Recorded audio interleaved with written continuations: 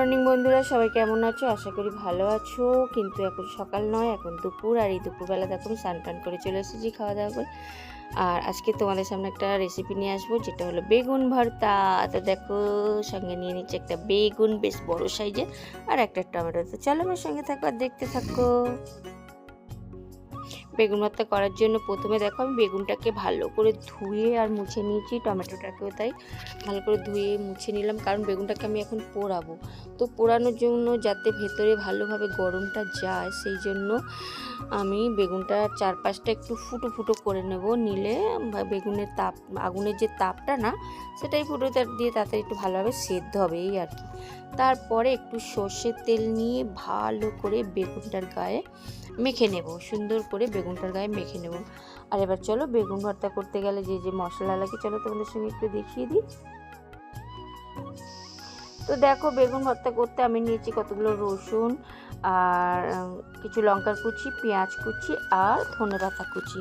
আর এই রসুনগুলো নিয়েছি এই কারণেই যে দেখো, বেগুনটাকে ফুটো করেছি আমি, বেগুনটাকে না এই বেগুনের মধ্যে এই সমস্ত রসুনগুলো ঢুকিয়ে দিয়ে তারপরে বেগুনটাকে পোড়াবো।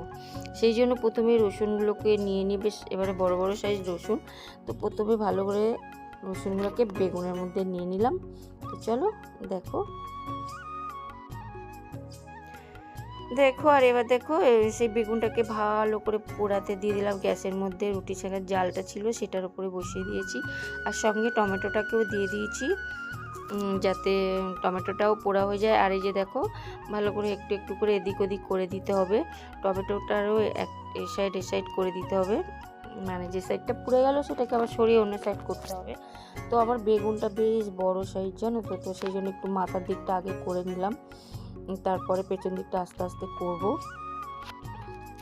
এবং যখনই পুড়ে যাবে তখনই এরকম কিছু ধরে সাহায্য ধরে আর এরকমভাবে ভালোভাবে এদিক ওদিক করে দিতে হবে। আর এই যে দেখো, মাথার দিকটা আগে প্রথমটা আমি পুড়িয়ে নিচ্ছি, নিয়ে তারপরে আমি পেছনের দিকটা পুড়িয়ে নেব। তো রাতের বেলা সবারই একটা টেনশন থাকে, কি করব, কি খাবো না খাবো, রুটি খাবো কি, প্রতিদিনই সবারই টেনশন থাকে কি রান্না করব, কি করব। তো সেই মাঝে সাঝে এরকম বেগুনের ভর্তা করে নিলে তো ভালোই লাগে। তো দেখো, বেগুনটা বড়, তো এই সাইডটা প্রথমে করে নিলাম, তারপরে আবার এই সাইডটা আস্তে আস্তে ঘুরিয়ে করে নিলাম। আর এই যে দেখো, আমার বেগুনটা পোড়ানো হয়ে গেছে, টমেটো পোড়ানো হয়ে গেছে। তো চলো সঙ্গে থাকো, দেখতে থাকো। তো দেখো, বেগুনটা পোড়ানো গেছে, আর এই যে রসুনগুলো বের করে করে রেখে দিয়েছি, দিয়ে আর বেগুন ভালো করে ছড়িয়ে আর টমেটোটাকেও ছাড়িয়ে পরিষ্কার করে রেখে দিয়েছি। আর এদিকে রসুনটাকে বের করে রেখে এটাকে একটু মেস্ট করে নেবো। একদম ভালো গলে গেছে, সুন্দর হয়ে গলে গেছে। তো এটাকেও ভালো করে এরকম মেস্ট করে নিয়ে বেগুনের সাথে, আর বেগুনটা পোকা ছিল কিনা আমি তো আগে দেখিনি, তো সেই জন্য মাঝখান দিয়ে ভালো করে কেটে আর ভালো করে দেখে নিলাম যে পোকা টোকা আছে কিনা। তো না, বেগুনটা পরিষ্কার বেগুন, একটু পোকা নেই। তো ভালো করে ঠেসে নিলাম। তারপরে দেখো, এদিকে কড়া বসিয়ে কড়ায় তেল দিয়েছি। আমি সাদা তেল দিয়ে করব, সরষের তেল দিয়েও করা যায়, সাদা তেল দিয়েও করা যায়। তো দেখো, আমি বেশ খানিকটা তেল দিয়ে দিয়েছি, দিয়ে এবার ওর মধ্যে পেঁয়াজটা দিয়ে দেবো। আর বেগুনটাকে আমি ঠেসেছি ঠিকই, কিন্তু একদম মানে করে ঠেসিনি, হালকা হালকা করে ম্যাশড করেছি, উপরে করে ম্যাশড করে নিয়েছি, বুঝলে তো। তো দেখো, পেঁয়াজটাকে প্রথমে তেলের ওপর দিয়েছি, দিয়ে কাঁচা লঙ্কাগুলো দিয়ে দিয়েছি। এবার সব দিয়ে দেবো, কাঁচা লঙ্কা দিয়ে দিয়েছি। তারপরে এবার দেখো, টমেটো পোড়া বেগুনটা দিয়েছি, দিয়ে এবার ভালো করে নাড়তে হবে। ভালো করে নেড়ে চেড়ে টমেটো, পেঁয়াজ, কাঁচা লঙ্কা সব একসঙ্গে করে দিতে হবে। আর রসুন তো দেওয়াই আছে, জানো। আর সামান্য নুন দিয়ে দিচ্ছি। এবার নুন দেবো, এবার সামান্য একটু হলুদ আর একটু লাল লঙ্কার গুঁড়ো দিয়ে দিচ্ছি। ব্যাস, বেগুন ভর্তাতে আর কিছু চাই না, রসুন টসুন দিয়ে করা তো, মানে এই দিয়ে তোমাদের রাতের পুরো রুটি খাওয়া হয়ে যাবে একদম। একটু এবার একটু ভালো করে নেড়ে চেড়ে দিতে হবে, এই আর কি, উল্টে পাল্টে নেড়ে চেড়ে দিয়ে ভালো করে নাড়তে থাকতে হবে। নাড়ার মধ্যেই কায়দা।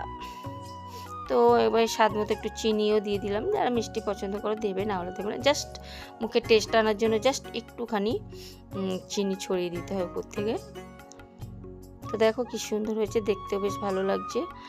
আর যেগুলো একটু শক্ত শক্ত আছে, একটা রসুন আছে, আমি সেটাকে গেলে দিলাম, ঠেসে দিলাম আর কি, খুন্তির সাহায্যে। আর টেস্টটা দেখে নিয়ে তারপরে ভালো করে বেশ ভালো করে নাড়াচাড়া করে ফের মানে বাকি কাঁচা লঙ্কা আর ধনেপাতা যে কুচিটা ছিল আমি ওপর থেকে দিয়ে ভালো করে নেড়েচেড়ে এবার নামিয়ে নেব।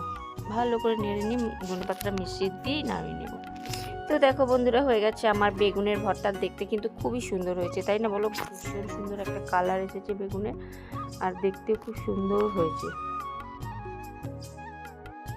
তো চলো, দেখতে ভালো হলে তো হবে না, খেয়েও দেখতে হবে। তো আমি রুটি নিচ্ছি, আর আমি এমনি কাঁচা পেঁয়াজ খাই, সঙ্গে একটু কাঁচা পেঁয়াজ নিয়ে নিয়েছি। আর এবার একটু খেয়ে দেখি কেমন হয়েছে। দারুণ হয়েছে, দারুণ খুবই খুবই সুন্দর হয়েছে ভর্তাটা খেতে, বেগুনের ভর্তা। তো এটা শুধু রুটি দিয়ে না, তুমি ভাত দিয়ে, রুটি দিয়ে, পরোটা দিয়ে, তুমি যা দিয়ে খেতে পারো। খুবই সুন্দর, খুবই টেস্ট হয়েছে খেতে। আর রাতের দিকে অনেকের রুটি ফুটি খাওয়া নিয়ে টেনশন থাকে, তো এইভাবে বেগুন ভর্তা বানিয়ে নিও, একদম জমে ক্ষীর। তো চলো বন্ধুরা, ভিডিওটা এখানেই শেষ করছি। আবার তোমাদের কাছে নিয়ে আসবো আর একটা নতুন ভিডিও নিয়ে। তো একটা লাইক, কমেন্ট, শেয়ার করে দিও। আমার পাশে থেকে সবাই ভালো থেকো, সুস্থ থেকো, বাই।